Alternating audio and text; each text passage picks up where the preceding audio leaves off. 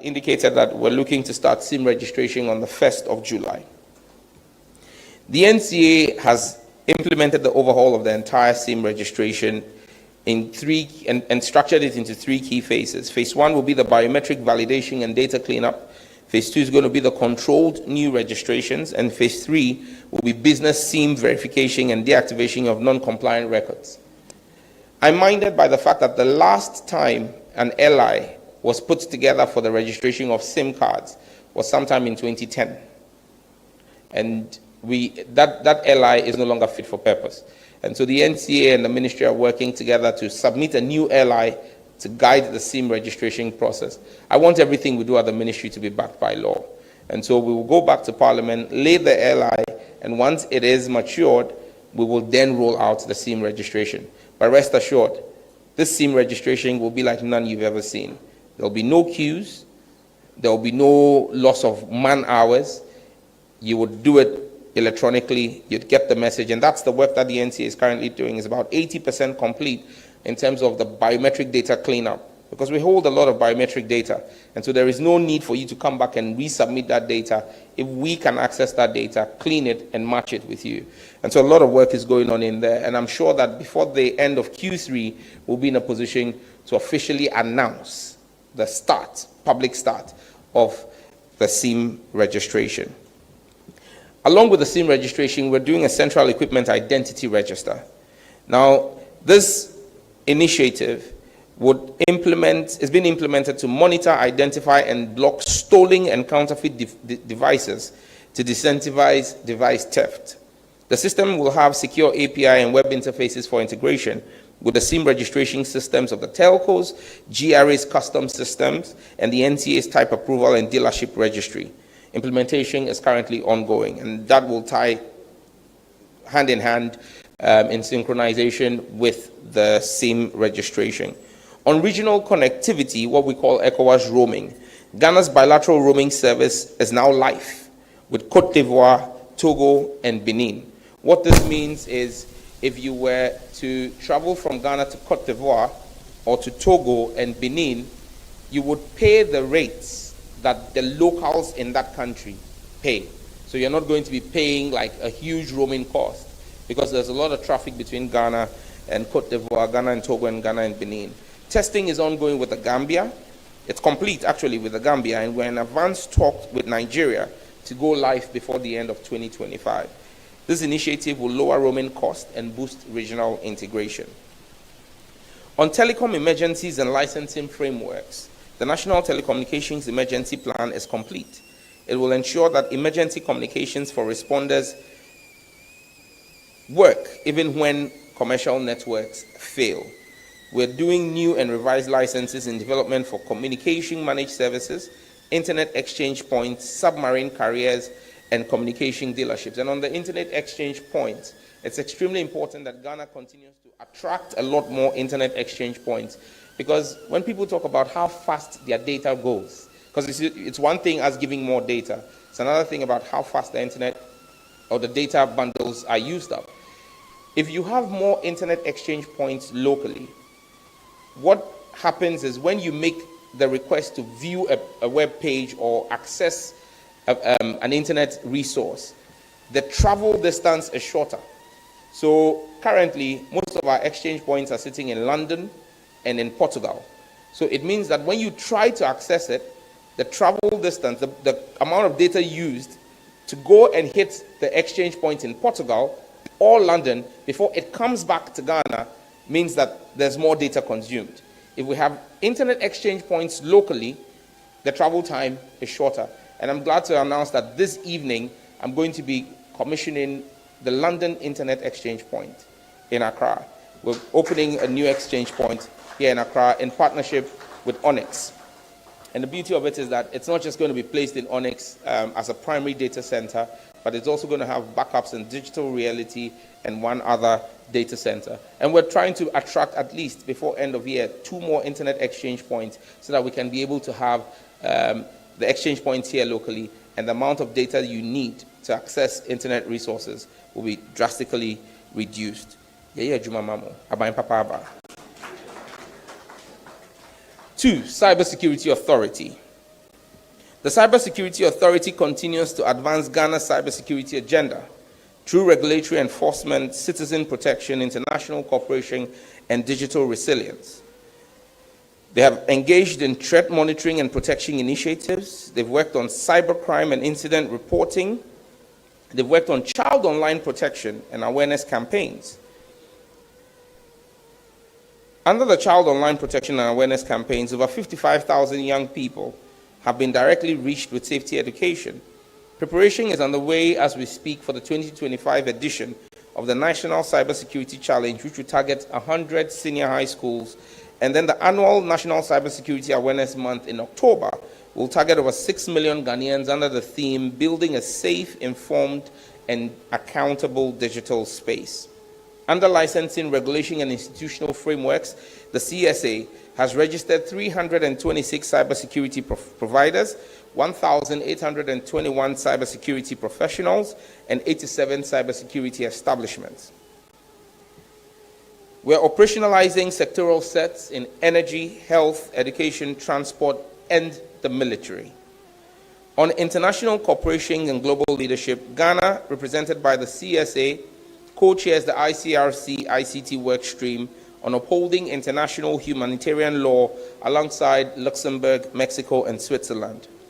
Ghana is now a signatory to the Pall Mall Process Draft Code of Practice for States, and the CSA was selected by the University of Oxford's Global Cybersecurity Capacity Center to pilot its AI cybersecurity readiness metric as a Tier 1 country.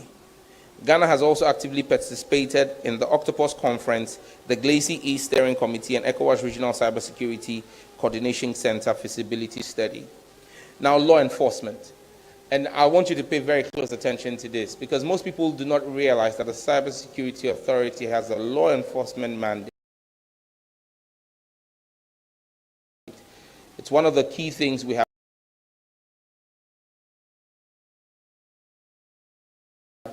enhanced and will continue to do a lot of work in.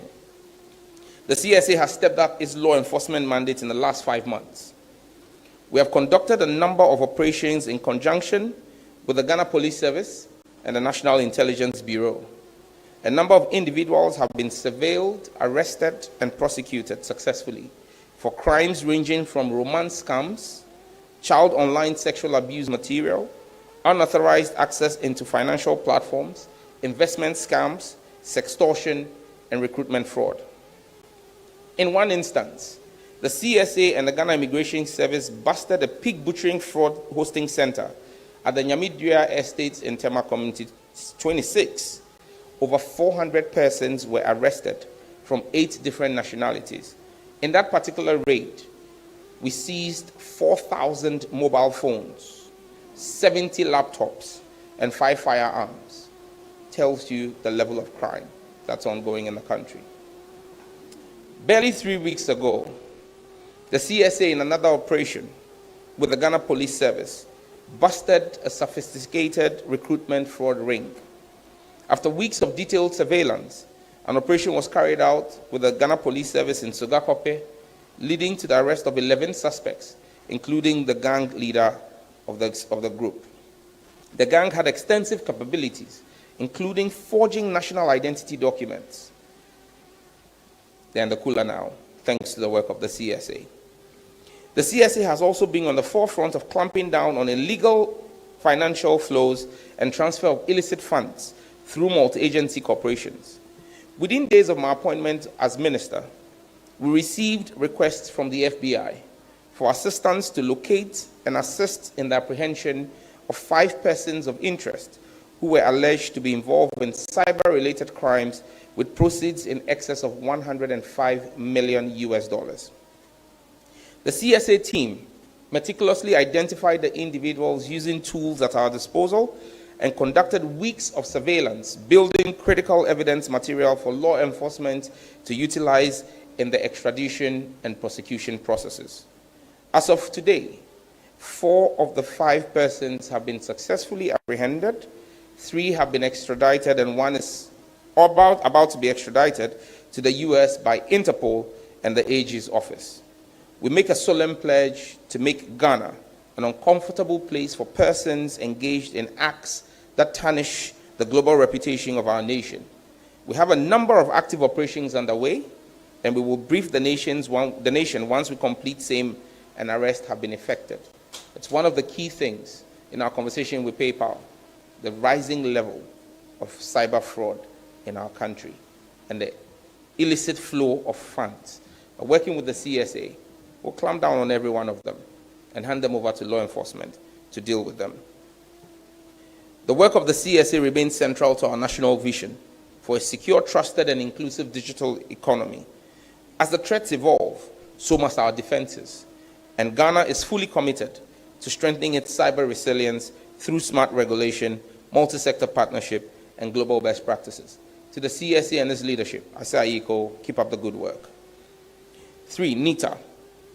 NITA continues to execute its mandate of securing Ghana's digital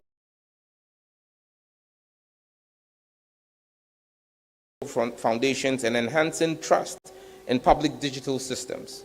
Several key reforms and system upgrades are now operational or at advanced stages of implementation. The cybersecurity operation and GovSec transition has seen the national SOC, hosted by NITA, become fully operational.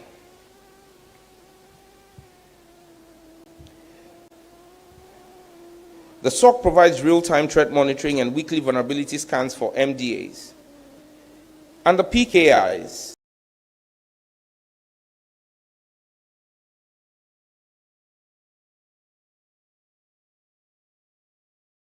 and digital trust services, the national roots PKI infrastructure has been successfully deployed. It is now integrated with the Ghana card and the new chip-embedded e-passport and the e-visa platform.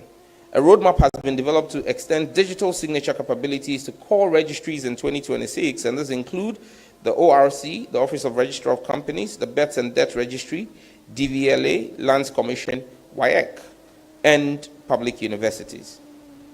On the Ghana Data Exchange Hub, to address fragmentation in public sector data systems, NITA is finalizing the deployment of the Ghana Data Exchange Hub. This hub will enable secure data exchange between MDAs and SOEs, real-time service integration across government, and reduce duplicative data collection and improve data accuracy. On AI governance and combating misinformation, NITA is piloting an AI-based for use in education and health. A public misinformation platform is currently in final testing that will allow citizens to verify official documents. So when Felix puts out a statement, and you want to be sure that it is really Felix that has put out the statement, we will have digital embedded tools that will allow for you to tell that this is actually authentic government documentation and not the misinformation that you see around town. On institutional legislative reforms, to ensure that NITA evolves into a fully fledged digital regulatory authority. The proposed new mandate will include oversight over all ICT procurements and platforms in the public sector, certification and audit powers for digital infrastructure across all government agencies, and for the authority to enforce technical and security compliance across government systems. This transformation will ensure coherence, accountability, and resilience in Ghana's digital ecosystem. GIFEC. GIFEC continues to play a vital role in Ghana's efforts to achieve universal access and digital inclusion. In 2025, the agency advanced several flagship programs, including the rural connectivity, ICT skills development, and institutional support. Under rural telephony, as at the end of Q2 2025, 1,561 sites have been constructed with 1,556 integrated into the national network. 1,077 sites are actively delivering voice and data services, and in 2025 alone, so far, we have added 81 new sites and integrated 131 and activated 142 sites. 468 additional sites are currently undergoing final integration and activation. Under our innovation centers and digital content expansion, GIFEC is currently carrying out the Cyber Laboratory Program and Innovation Center Revitalization Initiative. Working together in partnership with Tech Aid Ghana, which we call ASANKA, digital content and devices have been piloted in 3 centers across the Ashanti, Northern, and Greater Accra regions. Under institutional ICT support and school connectivity, in the first half of 2025, we've delivered 90 desktops and 228 laptops to 15 public institutions. Under our school connectivity project, procurement is underway for 1,000 computers for basic schools and thin clients for 30 senior high schools. Under the capacity building and girls in ICT training program, as I indicated earlier, 1,000 girls have been trained in the Volta region. 2,000 more girls will be trained in the Upper East and Upper West regions. Data Protection Commission. The Data Protection Commission is fast-tracking its licensing and institutional capacity. Licensing turnaround times have been reduced from 3 months to just 7 days, enabling quicker onboarding and compliance for data controllers. Over 700 data protection officers have been trained, with 580 of these trained under the 1 Million Coders Program pilot program. Now, 100% of all DPC staff are professionally certified, positioning the Commission as a model for capacity and technical readiness in Africa's ecosystem. Under legal reforms, a draft amendment to the Data Protection Act has been completed and submitted, aligning Ghana's legal framework with international norms such as the GDPR and the AU Convention. The Commission is in the final stages of developing a QR and USSD-enabled national privacy seal, which will allow the public to instantly verify the compliance status of organizations. A new digital certification and registration portal is also nearing completion. GMET. GMET, the Ghana Metrological Agency, continues to strengthen its delivery of climate and weather services critical to national development. In Q2, the agency achieved significant milestones across service quality, digital transformation, and climate resilience initiatives.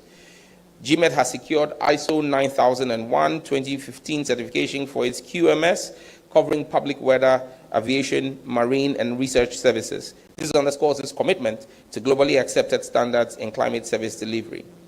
We have the Early Warning for All roadmap, where Ghana has endorsed this roadmap under the UN Early Warning for All initiative. This roadmap will strengthen Ghana's multi-hazard early warning infrastructure through interagency collaboration involving GMET, NADMO, Red Cross, and others.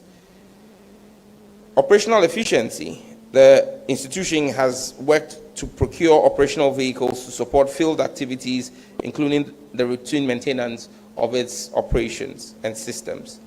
A common alert protocol system has been integrated into GMET's website. This enables real-time multi-channel dissemination of warning via mobile, radio, TV, and online platforms. National operationalization is being pursued in partnership with the NCA and disaster response agencies. Ghana Post. Ghana Post continues to expand its role as a critical government service partner and logistics backbone. It's expanding services, mandate, and delivery reach, and in doing this, they have begun the nationwide delivery of chip embedded passports on behalf of the Ministry of Foreign Affairs, the DVLA for driver's license, and bank cards for 2 major financial institutions. On this, let me pause and make a few comments. We're having challenges with delivery of passports in some instances, and this is simply because citizens fail to realize that if you register for a passport using a Goro boy, and he uses his phone number to make the application, when the passport is processed and handed over to Ghana Post will call the number on the application. Now that number is going to be the number of the Goro boy. When the delivery person gets to that individual and the Goro boy shows his identity, his location, when we dispatch the passport and it gets to the delivery point, the individual must show us identity that matches the photograph on the passport. So when you use a Goro boy and his number is what we call, and we get to deliver and it is a Goro boy, we will not hand over the passport to a third party. Those passports are returned. And these same people now go online and complain that their passports are not being delivered. It's a criminal offense for you to use a Goro boy to apply for a passport. The process, as designed by the Ministry of Foreign Affairs, is efficient, it's a swift, and it works. The delivery system put in place by Ghana Post is robust, is efficient and effective. And so you do not need to use a Goro boy. Another challenge we have is when delivery men call recipients of their passports. They pick and then say, I'm at work, so I'll call you back. And you call the delivery person at 8 p.m. that you are now home. He should come and deliver the passports to you. We don't keep the passports with the delivery people. When he's unable to deliver to you, he will return it. And so we urge the public to appreciate the nuances of a digital delivery system, that the integrity of the system is dependent on us being sure that we can ascertain who we are delivering the passport to, and that for us to do timely deliveries, you need to work with the postal services as they get to you to deliver. But if you don't do this and then you go online and go and tag the Minister for Foreign Affairs and say that he's not doing his work,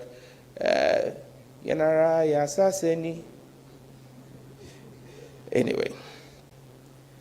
On the back of this, let me say that the Ghana Post is repositioning itself to become a modern, green, and financial inclusive logistic player with a few planned updates, including the full automation of the Office of Exchange to ensure that the throughput and customs processing and tracking are improved. The Green Post strategy will introduce a paperless system and pilot electric motorcycles and vans as part of a broader sustainable agenda at G-Post.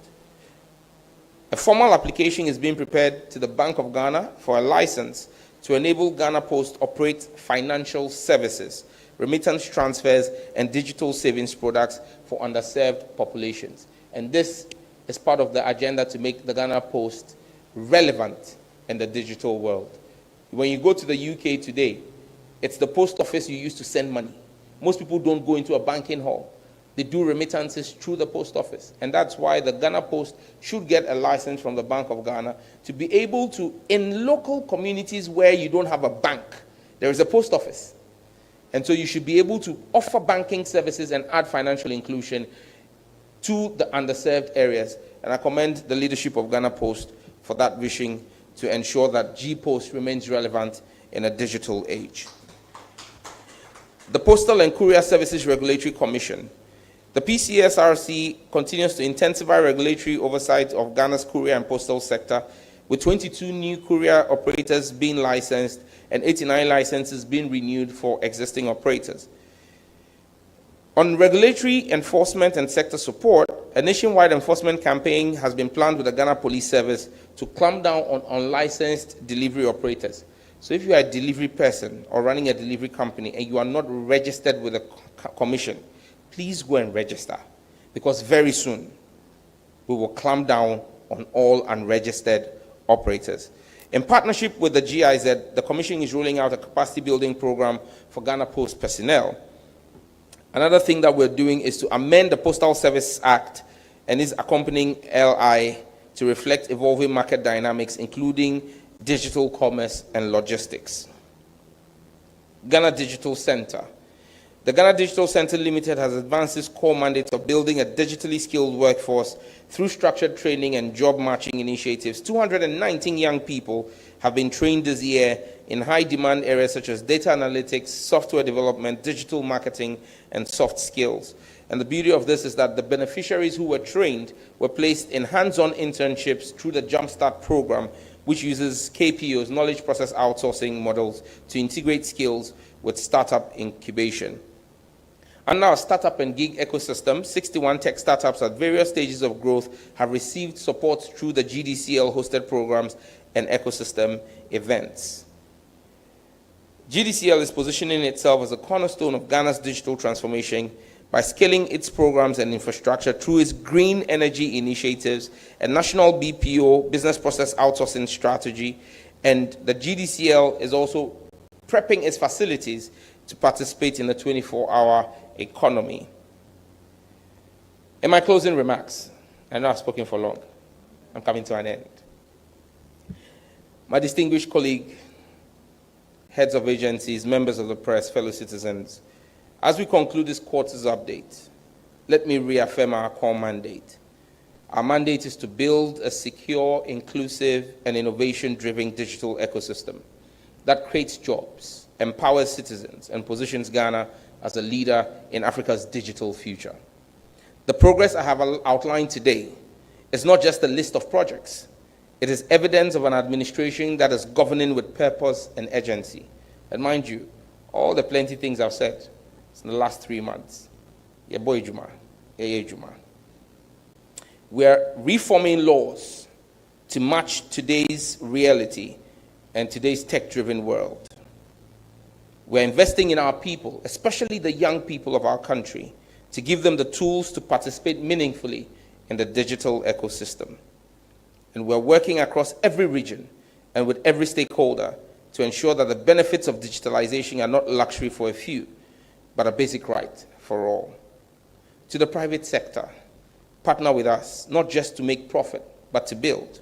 To academia and civil society, work with us to innovate and hold us accountable. And to every Ghanaian, the digital future is yours, and we are here to ensure it serves you. Let me express once again my gratitude to the hardworking team across all agencies in the ministry, NCA, NITA, Data Protection, Postal and Courier Services, Cybersecurity, GIFEC, Ghana Post, Ghana Data Centers Limited, the Ghana Domain Name Registry, every one of you, and all our partners and stakeholders. You make this vision possible. To His Excellency the President, we take energy from your energy and will continue to deliver, sir. Our mission is not to keep things as they are, but to reshape them with intention and resolve.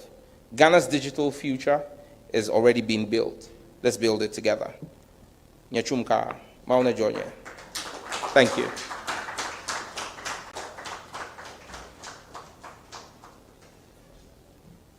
Thank you very much, Honorable Minister, for that comprehensive update.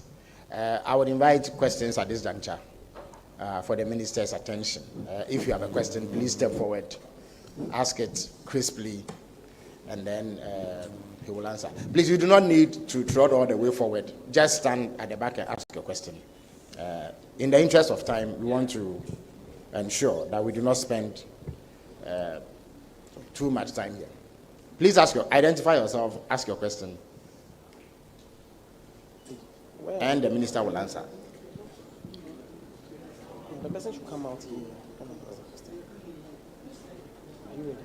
Yeah, here. Just stand here. Yeah, good morning. My name is Osman. I work with Radio Good.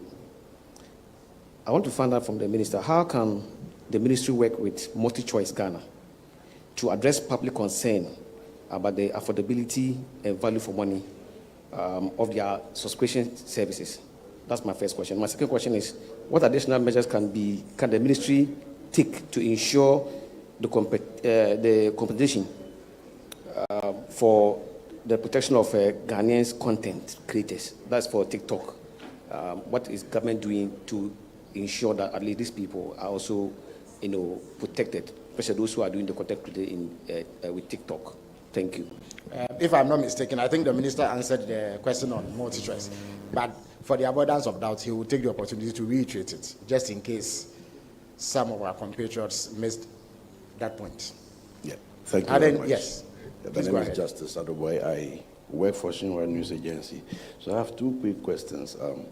The NGI rollout, I would like to know whether they brought any difficulties or challenges to the attention of the minister, because it looks like two deadlines have been missed. So are they experiencing any significant or unique challenges in the attempt to roll out the 5G networks? Secondly, who are the government's partners in implementing the 1 million coders project? And going forward, if there are no private sector partners now, does the government have any intention to engage private sector players as partners in rolling out this noble project? Thank you. All right, thank you very much. Next question, please. My name is Ernie Borton. I'm a cybersecurity consultant in the U.S. I want to thank the minister for this event because it provides us interested persons and the general public a chance to have some visibility into the activities of the ministry. My first question is, are there any plans to create a report that provides some sort of assurances between organizations? For instance, in the US, we have SOC2 reports that are issued by third parties. That, so if you want two organizations provide those reports to each other to know that, okay, this organization has assurance based on their service and their controls that they have. And the second question I have is based on the Q2 progress, what are the top cybersecurity priorities for Q3 and Q4? Okay, thank you. Cybersecurity priorities for Q3 and 4, based on the reports you delivered so far on Q1 and Q2. Yes. Next question, please.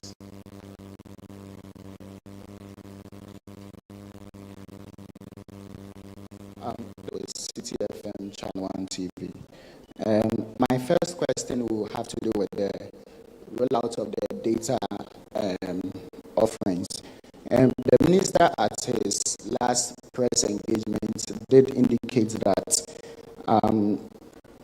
the start date of 1st July was to enable the MNOs to recalibrate their offering. Some MNOs encountered challenges, and with the minister also directing the NCA to punish or implement some punitive measures against those who fail to comply. I want to find out from the minister if MNOs, some of the MNOs have, been punished regarding the start date. My second question is on the minister at that press briefing again said he was going to engage with the finance minister on tax handles on date. Also, sale of spectrum within the first week of July. Any updates regarding that? Thank you. All right, thank you very much. Final question for this one. Hello, good afternoon.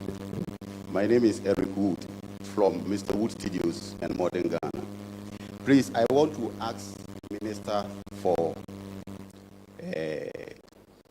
communication, like Honorable Sam George, that nowadays we normally meet instances whereby people convince the MTN users, then they withdraw their money from their account. And also they convince them to borrow from Quick Loan, which the user is not aware.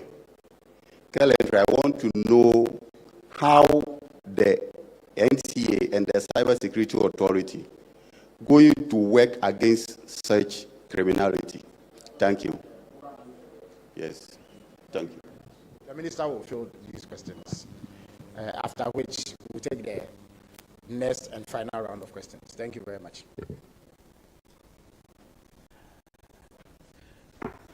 Thank you, Honorable Minister. Osman's question from Radio Gold, I don't know if he came in late, but on DSTV, I made the point that I met with the Ghanaian management last week. I directed that I wanted to meet with, because it became clear to me from that meeting that a lot of the challenge with pricing was not coming from the Ghana management. It was coming from South Africa. And so we have directed that the South African management come down.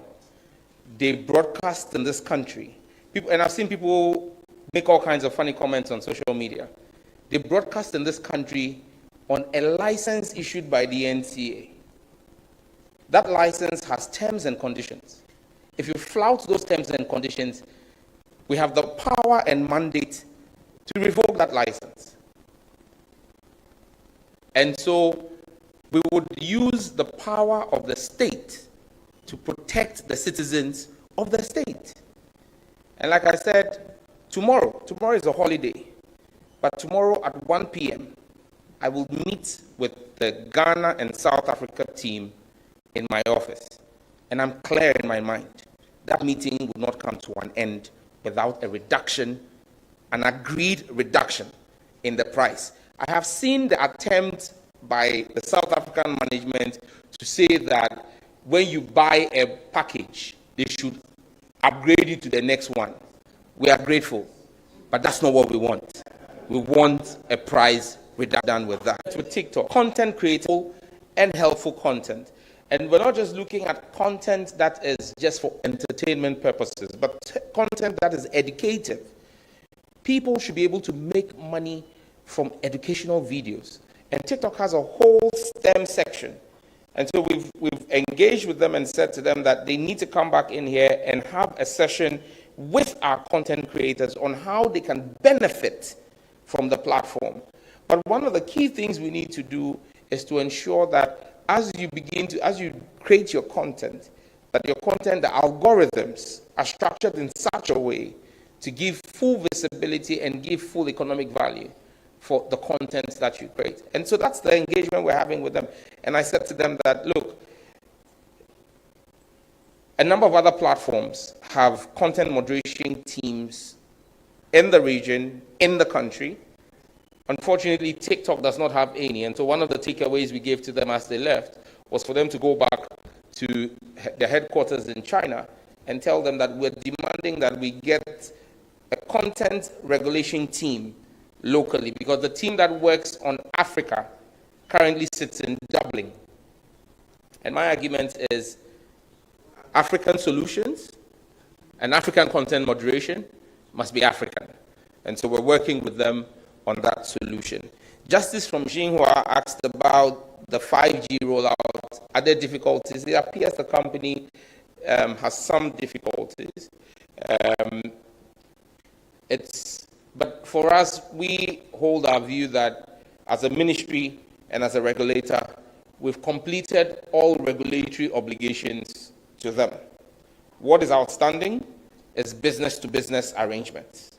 It's no longer government to business. And that's why we're giving them up to the end of Q4. If at the end of Q4, they're not able to address their challenges, government reserves the right to step in to review the terms of the license and explore all options available to us.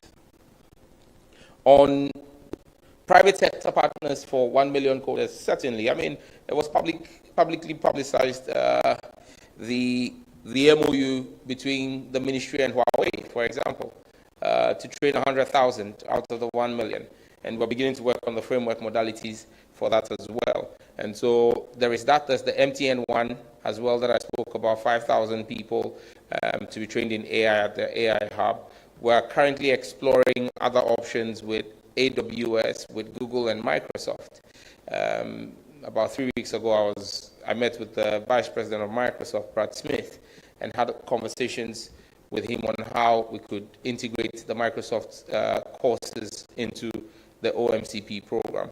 But it's critical for us that we are minded about how we roll out the larger program, and that's why we're studying the report of the pilot program to see what learnings we can make so that when you launch out full scale, you don't have critical challenges. And so the ministry is setting up an implementation committee to run the 1 million coders. That would ensure the smooth and seamless rollout of it. But that is not just only foreign partners. Even locally, we've received over 80 proposals from various universities in Ghana, UNAIR, KNUST, UG, UCC, from groups like ALX. I mean, there are fantastic proposals we received, and so we're going to have a mix of partners that will run this program with us. Ellie, who is a cybersecurity consultant, asked questions about reports on our SOC operations. Yes, we generate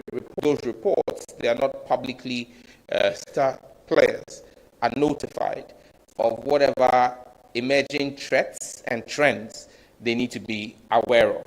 So we circulate within the ecosystem to those who are regulated. So, for example, if there are threats that have been picked up by the NCA set in the telecom sector, the notices will be sent out to the living quarter that are operated within the BOG's ecosystem. But all the sectoral sets that are operational today report to the national set, and the national set speaks with all of them and speaks with the various regulators in those sets. Priorities for Q3, Q4, well, we began that. It's a strict enforcement of cybersecurity preparedness for all entities that are designated critical information infrastructure. My predecessor designated, I think, 137 institutions as critical national information infrastructure. However, many of them have just been designated on paper. They have no preparedness. Today, their cyber preparedness is between anywhere 0 to 40%, which is woefully inadequate. And so the CSC has begun writing to them, specifying specific vulnerabilities and specific steps that have to be taken with timelines. And so our plan is that by end of year, at least all of our CNIIs will have the requisite ISO certifications, will have had their vulnerability penetration test done, and all of those necessary critical things for cyber preparedness put in place. And so that's the core mandate that we're working on, alongside the law enforcement mandate of clamping down on illicit financial flows in the country, and all the various schemes that people use to clean the money that they illegally bring into the country. I didn't get the name of the gentleman from City FM, but he asked if there was going to be any punishment for MTN. Well, he didn't mention MTN. He said the network, that there was only MTN that was unable to go live of the three. No, there will be no punishment. Reason being, and for those of you who were awake on the midnight of July 1st, I was awake and fully active. I was up till about 2:30 a.m. When it struck 12, the system was working. Those who started, when you went on the app, you saw the new drop downs. You saw that the 399 had become active. Some people were able to buy it. And then there was a major technical issue. It was not an issue of the company not complying. It was a technical issue that involved literally the entire systems that were supposed to run this whole platform. And the company was very responsive. They engaged the regulator immediately. I got the first call at 6 a.m. The regulator was equally called. In that day, between 6 a.m. when the first call came and 6 p.m., I had 2 meetings with the management of both management and technical teams in my office. There were meetings at and that's just at the ministry. There were separate meetings at the regulator, and on an hourly basis, I was updated by the chief executive officer. The CEO gave me a call every hour to let me know what they were doing to restore their systems. Originally, we had a comeback time of 12 noon. That was not met. We moved it to about 6 p.m. At 9 p.m., their systems went live. And by midnight of July 1st, all systems were working. And let me be clear, the challenges they had, some people were able to still buy the new bundles and get the notification of sale. But some people bought the bundles, they got the new bundle, but the messaging was the old bundle. So because of the challenges they had, and so it was, I mean, yes, you want to punish when people do not do the right thing, but you don't punish just because you have the power to punish. If they took the requisite steps and in less than 24 hours they remedied it, I don't think it will be fair to punish the company. If we saw evidence, and another thing, let me be clear, I have mandated that the regulator works with them to carry out a full investigation into what led to that shutdown. So we will do a full technical assessment of what led to it. But for me, the proactiveness in less than 24 hours to fix the situation and the communication channels, for me, I don't think that it's something I want to impose a sanction on them for. Tax handles on data.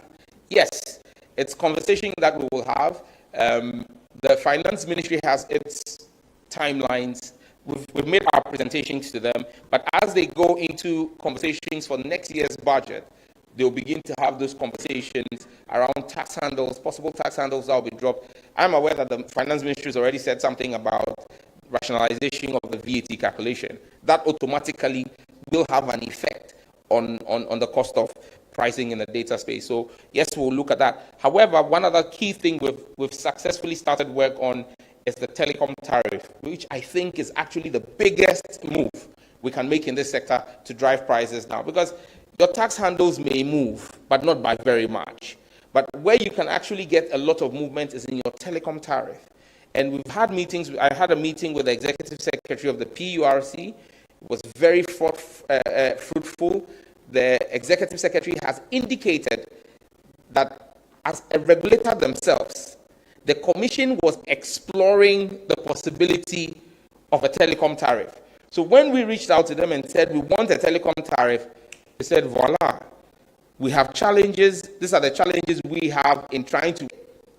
This morning, I have just received, before coming in here, I have received from the chairperson of the Chamber of Telecoms all the technical documentation that is needed to help the PURC from Ghana Telecom, which runs towers, Helios, which is another tower company, and ATC.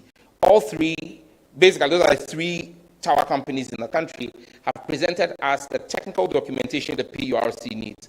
From here, when I get back to the ministry, we'll put our cover note on it and send it to the PURC, and I'm confident that in Q3, we'll be able to have some fruitful movement on the telecom tariff. Once we have a telecom tariff, what it does is it drops by a certain factorial the cost of power and the cost build-up of telecoms. And the whole thing about telecommunication is power. If you take out spectrum, it's power, because all the cell sites are running on the grid. So if you drop the price there, there's a commensurate. And let me be clear, I have agreement with all the CEOs already that if I'm able to get the telecom tariff and drop the telecom tariff, the tower companies will drop their prices, and it must cascade all the way down to the customers. That one, there's an agreement on it. And again, if anybody who reneges on that agreement, the NCA, there's not me who will do it, it's the NCA that will do it. Spectrum sale update. Yes, we've completed negotiations with both Telecel and MTN. We've received a request for extension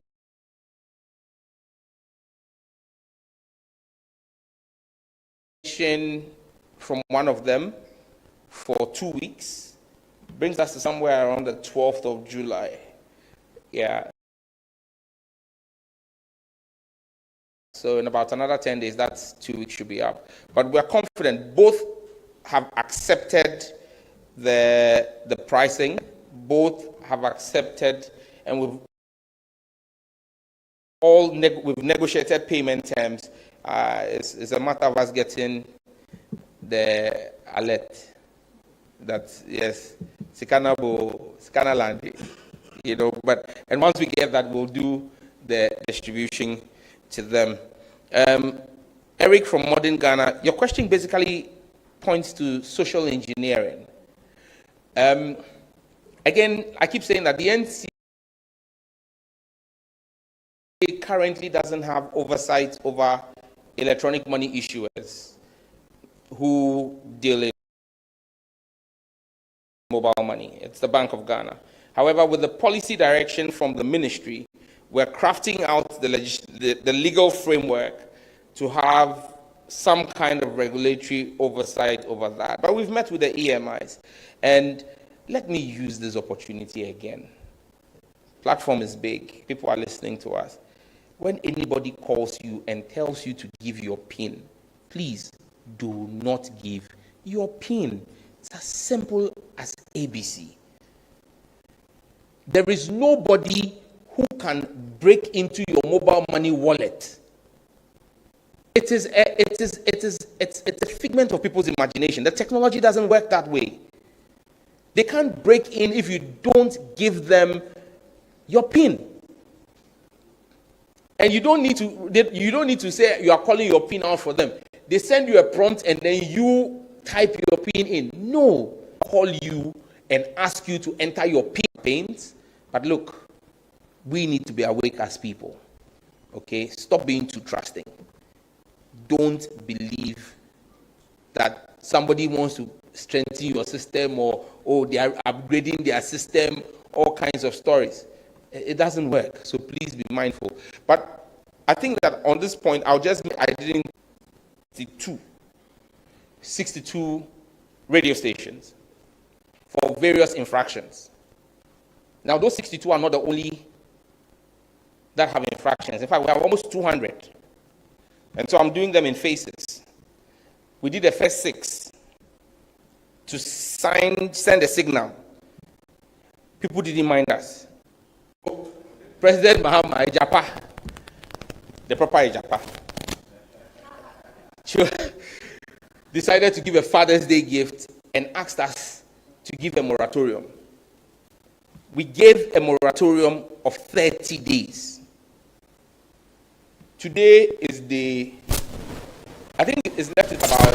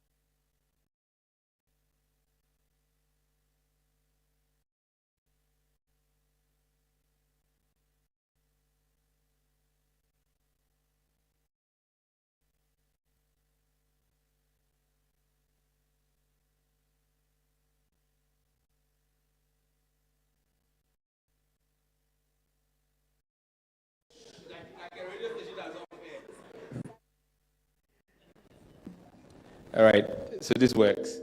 So I'm saying that we have 9 days left of the 30-day grace period. Of the 62 stations, only 18 have made an effort to reach out to the NCA to try and remedy their challenges. In fact, of the 18, most of them will not be able, the challenges that they have, they will not be able to complete it in the 9 days. But so that it does not appear as though this is a deliberate witch hunt, we have directed the NCA that for all the 18 who have reached out, they should serve them notices giving them a 30-day extension to complete the requirements that they need. In the interim, for those who would have to then operate on test transmission, would have to do so whilst they wait to complete the process. But for those who make no effort whatsoever, on the expiration of the 9 days, enforcement will be carried out again. And this time, I don't think the president is going to show further leniency. And so, notice is served again. 9 days to the end of the 30 days. I thank you.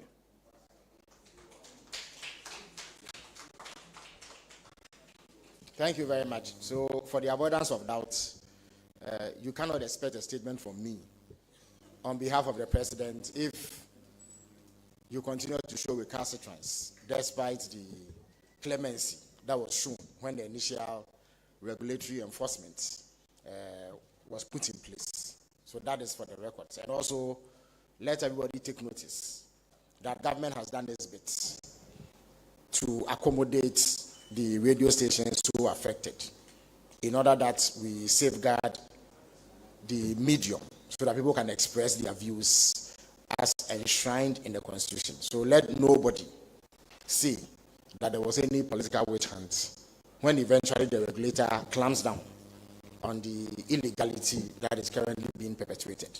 So thank you very much, Mr. Minister, for that notification. Now, we will take the last batch of questions. Because of how far pressed we are with time, I would only allow one question per question. So if you have any questions, please go ahead. Okay. Identify yourself and restrict yourself to just one question, please. Thank you very much. My name is Sam Dona from Tech Focus 24. My question is very simple. Sure. 80 Ghana, we heard that there is a deal going on between them and Rectin. Please come again. 80 Ghana. 80 Ghana. 80 Ghana, okay. Yes. Right. We heard that there's a deal going on between them and Rectin. We want to find out from the minister. PayPal, when are Ghanaians going to get, the clearance to also now sign on to PayPal? Thank you very much.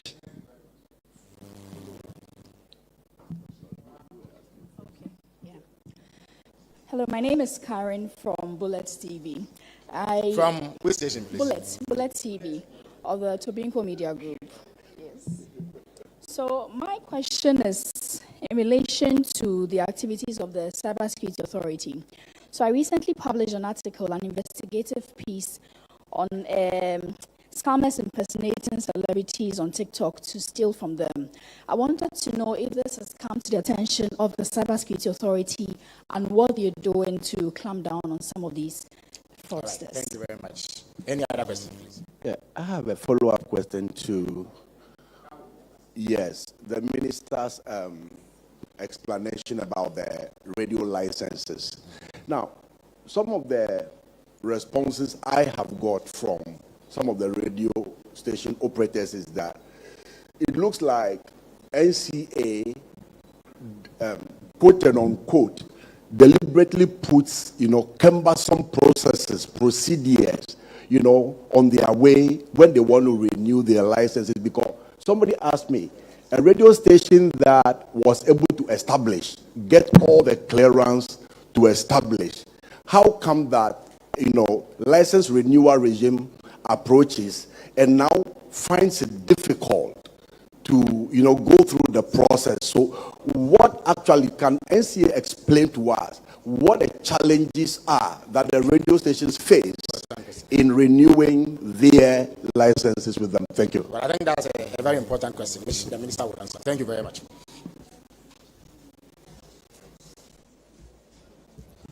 Sami Dona, Ohani Mofia Moana, Enake Obalit, Ogbese Noba. She can go be a time you watch Obi question and Obi. 80 paper in Ghana 2 times. Yeah, but I'll just for the avoidance of doubt. On the 80 Ghana deal, I stated that we give them 60 days. I think they left it about 24 days. I've asked, KPMG is acting as transaction advisors. So the ministry is not engaged directly in the negotiations. KPMG is doing the negotiations and due diligence. The findings that come to us within 60 days, if they are unable to close a headway, we'll open up again and look at other proposals. On PayPal, I indicated that we've engaged with PayPal. We're working with the Bank of Ghana. Yesterday, I was on a call with the governor of the Bank of Ghana, trying to ensure that we align on the regulatory requirements from Ghana for PayPal. And then, because it appears that there had been some confusion, PayPal thinks that they must be regulated in a certain way or licensed in a certain way. The bank also thinks they must be licensed in a certain way. Thankfully, as a digital tech ministry now, we'll sit in as the arbiter and design and agree with the bank what should be the framework for PayPal, and PayPal will comply with same. On the PayPal end, there are also issues regarding illicit flow of funds and the propensity of fraud on their platforms, and even some of the things they wanted to roll out. So in the meeting I had with the governance team of PayPal, I said to them, they want to come in with about 4 different products at the same time. And I said, look, let's start with the basic payment remittance platform. The other add-ons can come as OTTs once you have your inroad. So we've agreed on that. So I'm hopeful that by my next quarterly brief, I should be announcing that we've gone live. I'm optimistic that we will do that. scammers on TikTok, again, it's something I had addressed earlier, that I spoke about content moderation on the platform, and we even directed the Cybersecurity Authority to take active steps against people who are engaged in unwholesome content. We have a POC link with the platform with which we execute takedown orders. We are awake to the propensity of people to use the platform for evil, even though the platform is a platform for good. And so we'll continue to enforce our regulatory mandate to ensure that we take down the accounts, and accounts that are recalcitrant or we realize especially target children that much. We don't just take down the accounts, we try to zero in and identify the individuals behind the accounts and make sure that they face the full rigors of the law in the courts of the land. Cumbersome procedures to renew licenses. Well, those are the excuses of unpatriotic citizens. It is the mandate of every patriotic citizen to pay your taxes. True or false? Are media men exempt from paying taxes? And so if the NCA gave you a license and says that to renew your license, you must have audited annual accounts and you must have a tax clearance certificate from the GRA to certify that yes, you are a responsible citizen, meeting your tax obligations. How can that be said to be cumbersome and an intentional impediment? The Honorable Minister and myself are members of Parliament. He is just coming. This is year one.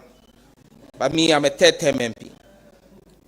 When I was going to contest my second term, I was a sitting member of Parliament, but the Electoral Commission will not accept my forms for re-election as a sitting member of Parliament if I didn't have a tax clearance certificate attached to it to show that as a member of Parliament, I had paid all my taxes. I did that for my second term. After 2 terms in Parliament, when I was going for my third term, I had to go back again and get a tax clearance certificate for every single year of the 4 years that I was there. A term of member of Parliament is 4 years. The license is 5 years. Falling and killing people. What will you say about the NCA as a regulator?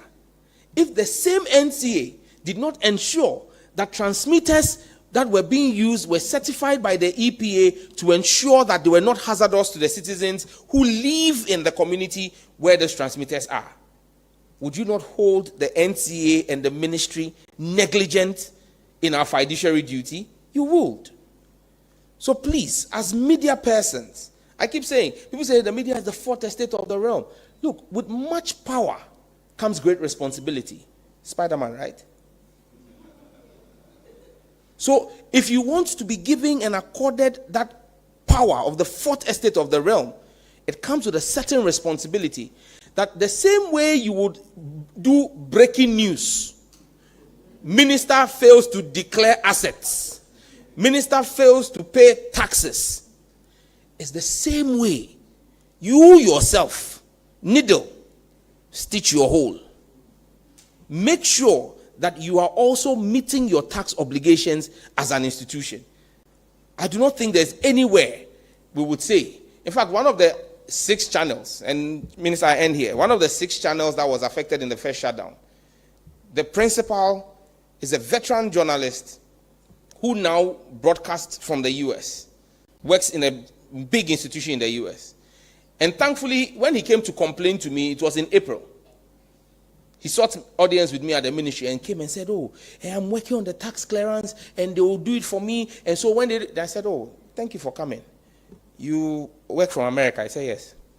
I said, can you go and sit in front of the Secretary of State in America and tell him that your broadcast station that you work for in America has not met its lawful mandate, but as Secretary of State, because you have come to sit in front of him, he should waive the law for you to go. He said no. Then I asked him, I said, but let me ask you, you are in Ghana. The tax deadline in America is April 31st, April 15th. I asked him, have you filed your taxes?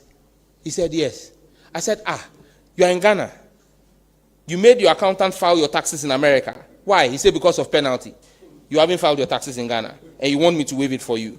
Ghana man in America, you are paying taxes. Ghana man in Ghana, you won't pay taxes. How will government serve? How will the NCA be able to serve us better? Let us be law abiding. Let the law work for all of us. I thank you. All right, thank you very much, Honorable Minister, for that comprehensive brief. So we now are fully abreast of developments in the sector over the last 6 months. So until we meet again for a third quarter briefing, we draw the curtains down here on this program. Thank you all for coming.